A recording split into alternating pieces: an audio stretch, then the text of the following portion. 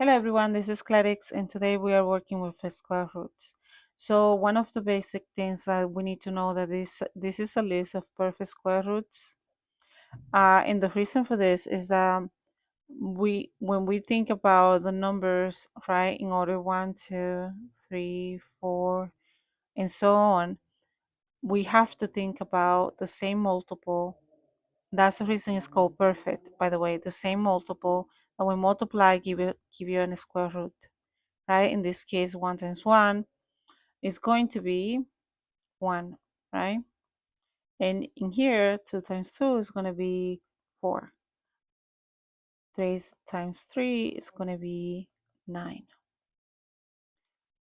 4 times 4 is going to be 16. So therefore, the square root of 16 is going to be 4. I hope that makes sense. And in this case, I also want you guys to know something. In this problem, let's say you have a 2 here that you don't see.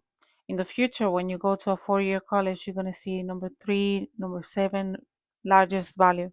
But what that indicates is that you need to find two values that when you multiply, give you this value. In this case, I can think about 9 and 11. Well, there's another way that you can try if you're not very good at division, because it does happen. Some people have different strengths in mathematics. So let's say what I recommend you is taking number 99 and dividing it by all these numbers if you get to remember them, right? By the perfect squares value. So you can divide it by 100. It's going to give you 0.99. And whatever gives you a decimal, you eliminate it.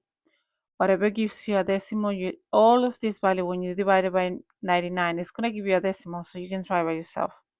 But the number that is divisible by 99 is 9. And so therefore this becomes 9 times 11. We separate those values, right?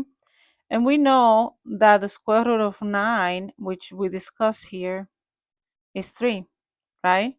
So automatically what happens is, so we have this here, and that becomes 3 and 3. That 3 gets to go outside. We took it out of the square root. So your new answer is going to look like this.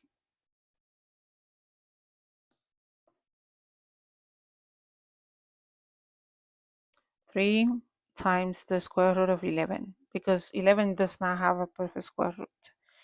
And that's how your answer is going to look like. I hope this video was helpful. Thank you for watching.